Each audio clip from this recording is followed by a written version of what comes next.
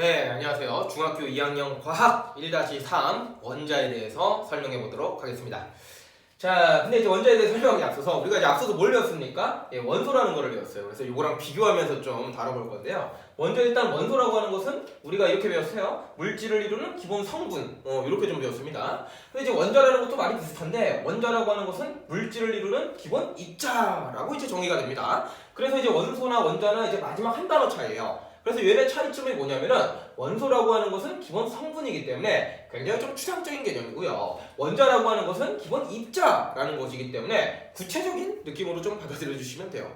굉장히 어렵죠, 얘네도요. 성분, 추상적이 뭐고 구체적이가 뭐다. 말 자체도 좀 어렵습니다. 그래서 추상적이라는 것은 이제 머릿속에 떠오르는 어떤 그 상상의 어떤 개념이고요. 구체적이라고 하는 것은 실질적으로 이제 뭔가 우리가 이미지화할 수 있는 구체적인 이제 그 개념이라는 거예요. 구체적인 개념. 이제 뭔가 이미지화가 이제 딱 되죠, 정확하게. 근데 얘는 이제 이미지가 이제 제대로 좀 안 떠오를 수 있습니다. 그래갖고 이제 말이 좀 어려운데 구체적인 예시로다가 하나 살펴봐서 요 예시로 딱 머릿속에 좀 하나 갖고 가세요. 원소라고 물어보면 이제 뭐라고 답변을 해야 되는지, 원자라고 물어보면 이제 뭐라고 답변을 해야 되는지, 그게 중요한 거니까 사실, 그렇죠?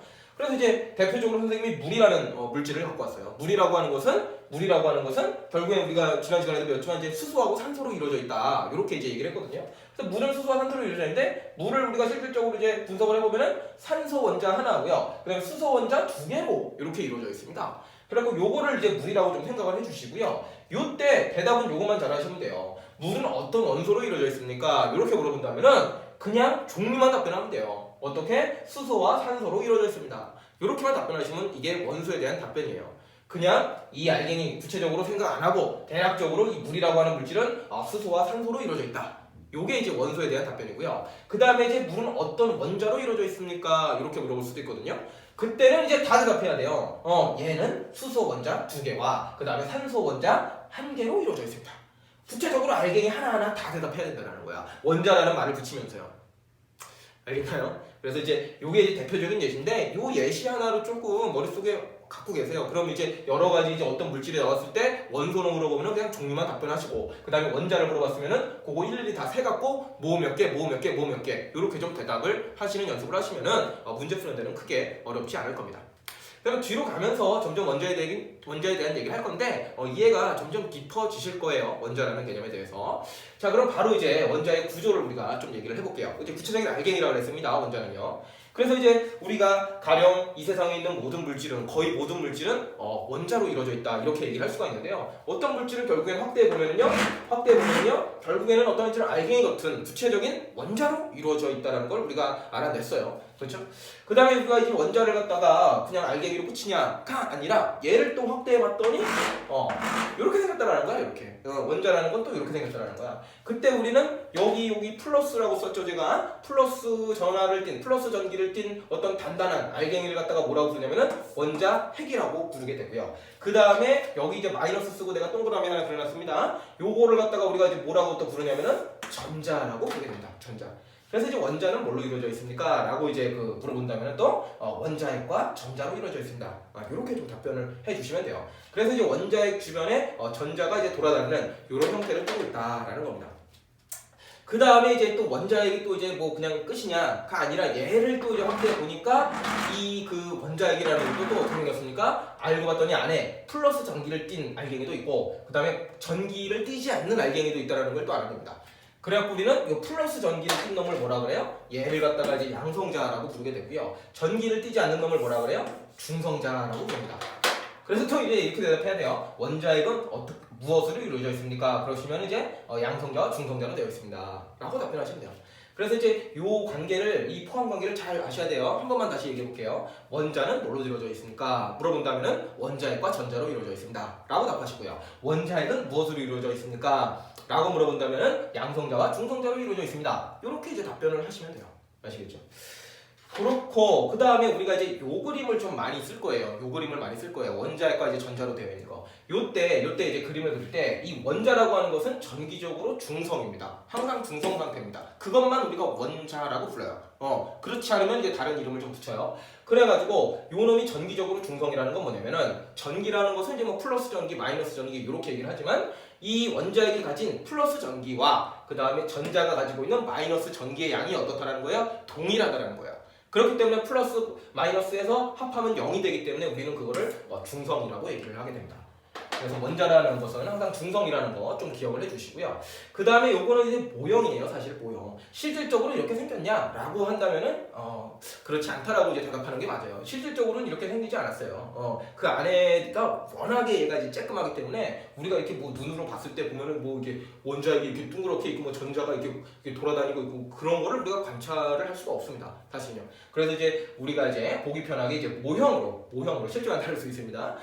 그런 게 모형이죠. 모형으로 우리가 표현을 하는데 요것이 만약에 실질적으로 우리가 크기만을 조금 비교를 좀 해본다면은 사실 내가 뭐 이렇게 되게 가깝고 이제 큼지막하게 그렸잖아요. 그렇죠? 근데 여기 테두리 있죠. 여기 테두리를 만약에 그 운동장, 뭐 잠실 운동장만 하다고 하면은요. 잠실 운동장만 하다고 하면은 거기서 이제 원자핵의 크기는 얼마나 하느냐? 원자핵의 크기는 그 잠실 운동장 한가운데 있는 모래알갱이 같은 거예요.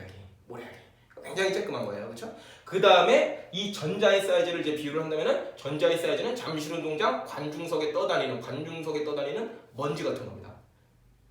그러니까 원자라는 것이 일단 만약에 잠실 운동장 말하자면 그 가운데에 원자에 이제 모래알갱이 많은 거 하나가 있고 주변에 이제 먼지 떠다니고 있는 그런 형태인 거예요. 그렇죠?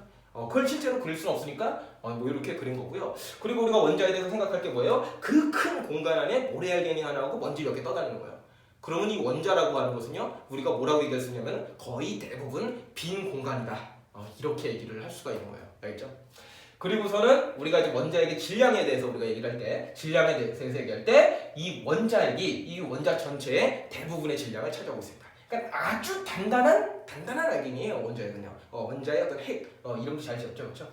그렇게 해서 이제 원자라고 하는 것이 이렇게 생겼구나라는 거, 그리고 이제 포함 관계 잘 이해를 해주시면 되겠습니다. 자, 그 다음에 세 번째로요, 원자 모형의 변천 과정에 대해서 얘기를 해볼 건데요. 우리가 뭐 처음부터 이렇게 생각했던 건 아니에요. 그래서 약간 이제 고대로부터, 우리 고대로 좀 올라가서부터 생각을 해볼 건데요. 우리가 이제 첫 시간에 배웠어요. 이제 데모크리토스, 아리스토텔레스. 그래서 이 사람들이 또 등장하는데, 데모크리토스는 이제 입자설 주장했던 사람입니다. 그래서 이제 물질이라고 하는 것이, 자연계에 있는 물질이라고 하는 것을 쪼개다 보면은 결국에는 더 이상 쪼개지지 않는 아주 작은 입자로 되어 있을 것이다. 이렇게 주장을 했던 것이고요. 이게 사실은 이제 현대 우리가 생각하고 있는 원자의 개념하고 비슷한 거죠. 반면에 이제 아리스토텔레스는 뭐 물부릇 공기 뭐 이런 걸로 이루어져 있다고 얘기했고, 물질 같은 거를 결국에는 쪼개다 보면은 결국에는 싹 다 쪼개져서 싹 사라질 거다. 무한히 쪼갤 수 있을 것이다. 뭐 이런 얘기를 했어요. 그래서 이제 흔히 뭐 데모크리토스는 입자설을 주장을 했고, 뭐 아리스토텔레스는 연속설을 뭐 주장을 했다. 이렇게 얘기하는데 어쨌든 요 이미지 좀 기억을 좀 해주시고요. 그 다음에 이제 시간이 흘러갖고 결국에는 돌턴이라고 하는 사람이 원자라는 모형을 이제 처음으로 이제 구체적으로 좀 설명을 했는데, 원자는 더 이상 쪼개지지 않고요. 그 다음에 뭐 다른 걸로 변하지도 않고요. 뭐 원자가 다르면 다 질량도 다르고, 그런 식으로 해서 이제 구슬알갱이처럼 이제 돌턴이 그 원자 모형을 처음으로 이제 제시를 하게 돼요. 구슬알갱이처럼 단단한 거, 매끈한 거, 이런 거 생각하시면 됩니다. 자, 근데 또 시간이 흘러서 보일이라고 하는 사람이 이제 원자를 이제 분석하다 보니까 요놈이 이제 매끈하게 이제 생긴 게 아니라 중간중간에 이제 뭔가 이제 튀어나오는데 마이너스 전기를 띠는 놈이 이 원자에 콕콕 박혀 있다라는 걸 또 알아냅니다. 그래갖고 이제 보일은 어떻게 생각했냐면은 플러스 전기를 띈 뭔가 이제 말랑말랑한 구슬 같은 거에 거기에 이제 전자라고 하는 조그만 입자들이 이제 타다다다닥 붙어 있는 요런 형태를 생각하기에 이르러요. 그거를 우리는 이제 보일의 푸딩 모형이라고 얘기를 하게 되는 거고요. 근데 또 여기서 끝난 게 아니에요. 후에 이제 러더퍼드라고 하는 사람이 또 이제 요거를 갖고 연구를 하다 보니까 이게 이제 이 플러스 전기를 띈 놈이 이제 말랑말랑한 게 이제 푸딩 같은 게 아니라 굉장히 좁은 지역에 이제 플러스 전기를 띠면서도 질량의 대부분을 차지하고 아주 단단한 형태로 존재한다는 걸 알아냅니다. 바로 이제 러더퍼드가 사실은 이제 원자핵이라는 개념을, 원자핵을 이제 발견을 했다라고 우리가 얘기를 해요. 그래서 이제 러더퍼드는 가운데 질량의 대부분을 차지한 아주 단단한 원자핵이 존재하고 있고요. 그 주변을 전자가 이제 돌아다니고 있다. 요렇게 이제 우리가 생각을 하게 되는 거예요. 근데 또 이제 여기서 문제점이 얘가 돌다가 힘을 잃어가지고 결국에는 이 전자가 원자핵에 이제 붙어버리는 그런 문제점이 좀 생겨요. 좀 어려운 내용이지만, 그래갖고 이것도 좀 이제 불안정했는데, 우리가 뭐 태양계 모형이라고 하는데 좀 불안정해요. 그래서 이제 보어라고 하는 사람이 이제 뭐라고 주장하냐면, 원자핵이라는 건 있고 전자라는 것은 자기들이 돌 수 있는 궤도가 딱 정해져 있다. 뭐 이렇게 주장을 합니다. 궤도가 딱딱 정해져 있는 거예요, 전자가. 그러면서 이제 그거의 이제 궤도 모형이라고 우리가 얘기를 하게 되는데 우리는 이제 이 모형을 가장 많이 쓸 거예요. 이 모형을 가장 많이 쓸 겁니다. 이런 모형이 다 이런 모형이 이제 다 여기서부터 이제 나온 거예요. 알겠나요? 자, 그래서 여기서 끝나면 참 좋을 텐데. 물론 우리는 그 여기까지만 배우게 됩니다. 우리는 이제 여기까지만 배우게 돼요. 그런데 이제 그 내가 좀 사라질 거예요. 그런데 이제 현대에 와서는 좀 이게 좀 애매해졌습니다. 현대에 와서는 이제 구체적으로 전자가 어디에 이제 정확하게 뭐 속도 얼마로 어떤 위치에서 돌고 있는지를 몰라요. 모른다라는 입장이에요. 그래서 이제 확률적으로 이제 추정을 하는데 뭐 전자가 방전될 확률 뭐 몇 퍼센트 이런 패턴으로 해가지고 여기 원자핵 주변에다가 이제 뿌옇게 색칠을 해버려요. 그래서 우리가 이거를 전자 구름 모형이라고 부르게 됩니다. 전자 구름 모양이라서 확률적으로 정확하게 이제 점지할 수 없기 때문에 확률적으로만 이제 표현하는 거를 우리가 전자 구름 모형이라고 불러요. 요 내용은 이제 고등학교 2학년 가서 하는 거예요. 2학년 가서. 그래서 우리는 이제 중학생이니까 요 모양을 좀 정확히 기억을 해주시고요.